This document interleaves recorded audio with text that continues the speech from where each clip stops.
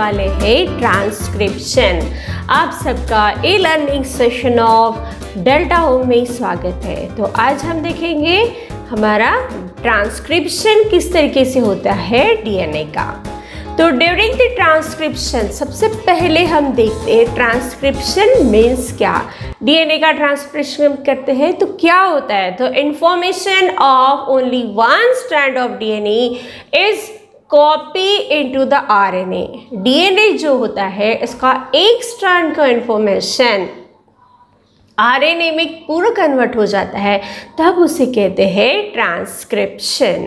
अब ये this strand of DNA act as a template, और उस वक्त वो डीएनए की स्ट्रैंड टेम्पलेट के जैसे वर्क करती है। And enzyme RNA polymerase catalyse the formation of RNA transcript. और डीएनए का जो स्ट्रैंड है वो आरएनए में कन्वर्ट होते वक्त जो एंजाइम लगती है हमें, उसे कहते हैं आरएनए पॉलीमरेज एंजाइम।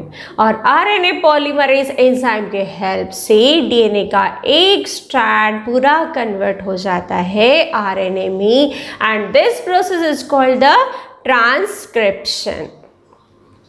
उसके बाद देखते हैं डीएनए ट्रांसक्रिप्शन कहाँ होता है। अब ये प्रोसेस जो होती है क्या होती है, it takes place in the nucleus. Eukaryotic cell के न्यूक्लियस के यूकैरियोटिक सेल के न्यूक्लियस में ये जो प्रोसेस होती है, यहाँ पे डीएनए ट्रांसफॉर्म करता है अपना information to mRNA. Messenger RNA is called the mRNA, and then उसके बाद ये जाता है राइबोसोम्स की तरफ। Actually, the process of transcription in both prokaryotic cell and eukaryotic cell दोनों में भी ये प्रोसेस होती है। इसमें दोनों में सेल में जो प्रोसेस होती है, इसमें 3 स्टेप्स ज़रूरी है, 3 स्टेजेस ज़रूरी है। वो है इनिशिएशन, एलोंगेशन एंड टर्मिनेशन। अब ये जो प्रोसेस होती है 3 स्टेजेस में होती है ट्रांसक्रिप्शन, जिसे कहते हैं सबसे पहला होता है इनिशियलाइजेशन करना, कहाँ से स्टार्ट होगी कहाँ एंड होगी, देन ये कितनी लेंथ होगी, सो इज कॉल्ड इलोंगेशन। और उसके बाद जब उसका डीएनए का आरएनए ट्रांसक्रिप्शन खत्म हो जाए तब वो टर्मिनेट होना चाहिए, तो उस थर्ड स्टेज को कहते हैं टर्मिनेशन। अब एक एक उसके ट्रांसक्रिप्शन के लिए जो लगने वाला यूनिट है, अब उसके बारे में देख लेते हैं। Transcription unit, each transcript segment of DNA is called the transcription unit।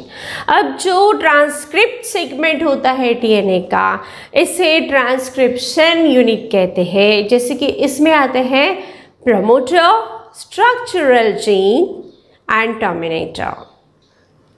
Promoter, अब प्रमोटर क्या करते हैं, मीन्स प्रमोटिंग करना, मीन्स उसे आगे बढ़ाना। उसके बाद जो जीन्स होते हैं जो न्यू कंस्ट्रक्टेड हो गए, स्ट्रक्चरल जीन, एंड लास्ट में होगा उसका टर्मिनेशन। इस तरीके से इसमें ट्रांसक्रिप्ट यूनिट में 3 बेसिक यूनिट्स होते हैं। अब प्रमोटर इज लोकेटेड, प्रमोटर के बारे में डिटेल देख लेते हैं। The promoter is located towards the 5' end of structural gene. अब जो स्ट्रक्चरल जीन का जो 5' एंड है, यहाँ पे इसे हम कहते हैं promoter, that is a upstream. It is a DNA sequence that provides binding site for enzyme RNA polymerase। और ये जो प्रमोटिंग होता है, इस वक्त एंजाइम RNA polymerase अपना वर्क स्टार्ट कर देता है। RNA polymerase binds to specific promoter. In prokaryote, RNA enzyme recognize the promoter by its sigma factor subunit। अब इसमें बाइंडिंग साइट करेगा RNA की तरफ कन्वर्ट करने के लिए। उसके बाद ये हो गए प्रमोटर। प्रमोट क्या कर रहे हैं, 5' इन स्ट्रक्चरल जीन में अपस्ट्रीम में वर्क कर रहे हैं with the help of enzyme RNA polymerase. इसके बाद स्ट्रक्चरल जीन में 2 strands of DNA have opposite polarity. अब डीएनए में 2 स्ट्रैंड्स होती है, that is now the 5' chain and 3' chain. अब ये जो दोनों एक दूसरे से क्या होती है, अपोजिट पोलैरिटी होती है। 5 to 3 एक चलती है तो दूसरी स्ट्रैंड जो है वो 3' to 5' रहेगी और दोनों का पोलैरिटी अपोजिट होगा। So DNA dependent RNA polymerase catalyses polymerisation. अब ये जो स्ट्रक्चरल जीन क्या करेगी, 5' to 3' इन डायरेक्शन होगा, इसे कैटेलाइज करेंगी पॉलीमराइजेशन एंजाइम के साथ। So the DNA strand having 3' to 5' in polarity act as a template strand। अगर DNA की हम ट्रांसक्रिप्शन कर रहे हैं मीन्स DNA का एक स्ट्रैंड हम यूज कर रहे हैं, अब उसके अपोजिट पोलैरिटी रेडी करने का काम होता है स्ट्रक्चरल जीन का। The other strand of DNA having the 5' polarity is complementary to the template strand। क्या होगा, टेम्पलेट स्ट्रैंड बिल्कुल अपोजिट या कॉम्प्लीमेंट्री होगा and the sequence of the bases in the strand is same as in the RNA, और इसका sequence बिल्कुल same होगा जैसे आरएनए में होता है। मीन्स थाइमाइन रिप्लेस्ड हो जाएगा यूरासिल से, क्योंकि डीएनए में हम 4 नाइट्रोजन बेसिस यूज करते हैं, that is adenine, guanine, cytosine and thymine. RNA भी 4 नाइट्रोजन बेसिस यूज करते हैं, एडेनाइन, ग्वानाइन, साइटोसाइन और अभी 4th वाला है यूरासिल। तो आरएनए में यूरासिल होता है और डीएनए में थाइमाइन होता है, तो ये रिप्लेसमेंट हो जाती है डीएनए स्ट्रक्चरल जीन का कन्वर्शन। जब आरएनए में होता है तो थाइमाइन नहीं होगा एडेनाइन के साथ, तो वो हो जाएगा यूरासिल, जो कि हम डायग्राम में क्लियरली देख लेंगे। And this is called the Sen strand, और जहाँ ये स्ट्रैंड में ऐसा होता है, ऐसा स्ट्रैंड में होता है, तब उसे कहा जाता है सेंस स्ट्रैंड, कि ये सेंस कर रहा है कि इसे डीएनए से कहाँ कन्वर्ट होना है, आरएनए में। The terminator is located at, अब जो ये होने के बाद टर्मिनेट होता है, तो टर्मिनेट ये 3' इन में होगा और इसका कोडिंग होगा that is now the through the down stream.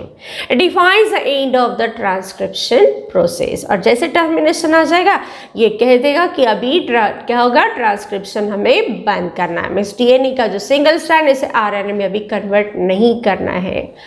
So now in transcription unit का आप देखिए डायग्राम में 3' to 5' इन जो टेम्पलेट स्ट्रैंड है ये 3' to 5' इन एंड प्रोमोटर जो आपको दिख रही है 5' to 3' इन, एरो की तरफ ध्यान दीजिए। देखिए 5 to 3' इन और टेम्पलेट स्ट्रैंड होती है, 3 फर्स्ट वाली ऊपर वाली जो है उसे टेम्पलेट स्ट्रैंड कहते हैं, तो नीचे का जो कोडिंग स्ट्रैंड होगा जो रेडी होगा that is called structural gene, और वो प्रमोटर एंड टर्मिनेटर होगा। प्रमोटर मीन्स स्टार्ट हो रहा है एंड टर्मिनेटर मीन्स अभी उसका ट्रांसक्रिप्शन खत्म हो गया है, तो अभी वो टर्मिनेट हो जाएगा। तो अब जैसे देख सकते हैं टेम्पलेट किस तरीके से रेडी हो जाएगा, जैसे 3' to 5' इन है हमारी template strand of DNA, 3' to 5' इन दिख रही है एंड कोडिंग स्ट्रैंड जो रहेगा जो आपको दिख रहा है, कोडिंग स्ट्रैंड कोडिंग रेडी करेगा मीन्स सेम स्ट्रैंड करेगा। तो जैसे टी के अपोजिट ए, टी जो है थाइमाइन, थाइमाइन से इक्विवेलेंट होता है एडेनाइन, अगर साइटोसाइन आता है तो ग्वानाइन हो जाएगा, फिर से एडेनाइन आ गया तो थाइमाइन पेयरिंग होती है, एडेनाइन के साथ हमेशा थाइमाइन होता है या थाइमाइन के साथ एडेनाइन होता है, और उसी तरह सेकेंड पेयरिंग होती है that is guanine and cytosine. Adenine और थाइमाइन के बीच डबल बॉन्ड होते हैं एंड साइटोसाइन एंड ग्वानाइन के बीच ट्रिपल बॉन्ड होते हैं, ज़्यादा स्ट्रांगली कोडिंग होते हैं एक दूसरे के साथ। इसलिए अगर 3 to 5' इन में जहाँ पे ए टेम्पलेट एडेनाइन आया तो उसके अपोजिट कॉम्प्लीमेंट्री स्टैंड में थाइमाइन ही रहेगा। कोडिंग बहुत ज़रूरी है, इसलिए डायग्राम में मेंशन करते वक्त स्टूडेंट्स को ये ध्यान में रखना है, अगर साइटोसाइन आपने लिखा है तो उसके अपोजिट आपको ग्वानाइन लेना ही है, अदरवाइज वो डायग्राम आपकी रॉन्ग हो जाएगी और इसका मेंशनिंग रॉन्ग हो जाएगा। तो एग्ज़ाम में ये आप डायग्राम निकालते वक्त इस डायग्राम की तरफ, इस कोडिंग की तरफ ध्यान रखना है। और इस तरीके से हमारे टेम्पलेट और कोडिंग रेडी हो जाएंगे। जब RNA polymerase reaches to this terminal signal, अब जब टर्मिनेट हो गया, तब जब आरएनए पॉलीमरेज वहां पहुंचता है तो it leaves the DNA and fully form mRNA. अब वहां पे पहुंचने के बाद वो डीएनए को छोड़ देगा और अभी वो कहा क्या रेडी हो गया, mRNA. That is the primary transcript. अब हमारा प्राइमरी ट्रांसक्रिप्शन हो गया है। अब जैसे ये ट्रांसक्रिप्शन हो गया, फर्स्ट स्टेप हो गई हमारी। अब क्या होगी, एलोंगेटेड होगी एज द एमआरएनए ग्रोज। अब जैसे एमआरएनए ग्रोज करेगा, transcript region of DNA molecule becomes spirally coil. अब जो एमआरएनए एलोंगेटेड होगा तो spirally coil and attains a double helical form. In bacteria, mRNA does not require any processing because it has no introns. Exons introns होते हैं, तो bacteria में जो होते हैं इंट्रॉन्स एब्सेंट होने की वजह से इन्हें प्रोसेसिंग जो होती है यहाँ पे mRNA को कोई भी प्रोसेसिंग की ज़रूरत नहीं होती है।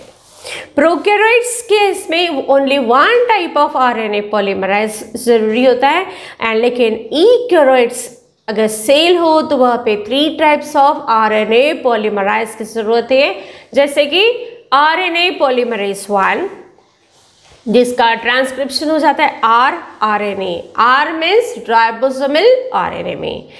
सेकेंड है आरएनए पॉलीमराइज 2, ये एंजाइम जो ट्रांसक्रिप्ट करती है एमआरएनए मीन्स मैसेंजर आरएनए में। And third one is heterogeneous nuclear RNA, इसे ही कहते हैं HNRNA।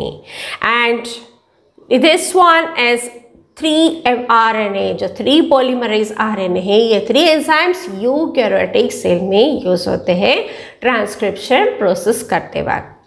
RNA polymerase third is responsible for transcription, और थर्ड वाली बहुत ज़रा ये ट्रांसक्रिप्शन tRNA का करने के लिए या स्मॉल न्यूक्लियर आरएनए में, स्मॉल न्यूक्लियर मीन्स SNRNA को कन्वर्ट करने के लिए। इस तरीके से हमारे ट्रांसक्रिप्शन यूनिट वर्क करते हैं। जैसे DNA sequencing code of mRNA, tRNA, rRNA as defined as a gene। अब जो डीएनए में सीक्वेंस चलता है, mRNA means messenger RNA, tRNA means transfer RNA and rRNA means as a ribosomal RNA, इसे define किया जाता है gene. Cistron as a segment of DNA coding of polypeptide. अब जो सिस्ट्रॉन होता है ये डीएनए को कोडिंग करता है। एंड स्ट्रक्चरल, अगर एक ही सिंगल स्ट्रक्चरल जीन रेडी हो गया ट्रांसक्रिप्शन यूनिट में तो उसे कहा जाता है मोनोसिस्ट्रोनिक, अगर एक ही स्ट्रक्चरल जीन हो तो। और लॉन्ग सेगमेंट ऑफ डीएनए हो तो फिर ये ज़्यादा इसमें हो गई, लॉन्ग ज़्यादा कन्वर्शन में हो गई तो उसे ही कहते हैं पॉलीसिस्ट्रोनिक। इस तरीके से स्ट्रक्चरल जीन्स इन यूकैरियोटिक्स जो होते हैं नॉन कोडिंग सेगमेंट्स, अगर कोडिंग हो गए तो हमने उसे क्या मोनोसिस्ट्रोनिक एंड पॉलीसिस्ट्रोनिक का, लेकिन अगर कुछ इंटरप्टेड नॉन कोडिंग्स होते हैं तो उन्हें कहा जाता है introns.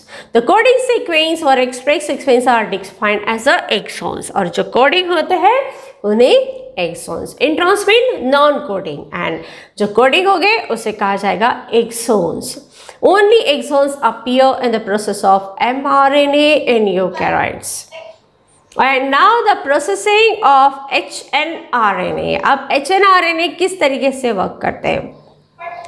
Then in eukaryotes, forms of RNA transcript from DNA are called the primary transcripts.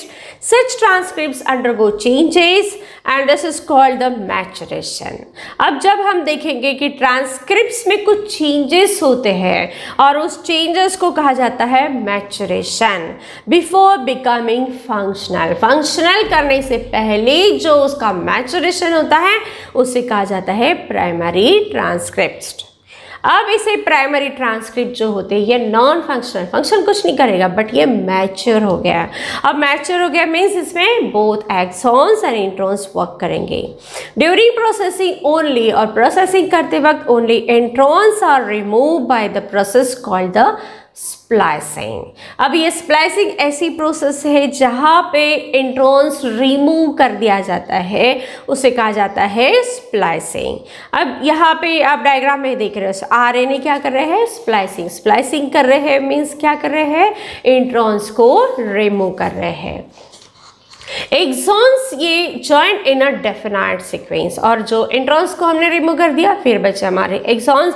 Exons को एक डेफिनाइट सीक्वेंस में अरेंज किया जाता है बाय डीएनए लिगेज एंजाइम के हेल्प से। इस तरीके से heterogeneous nuclear RNA means HNRNA ये जो कॉपिंग, कैपिंग एंड टेलिंग होगा।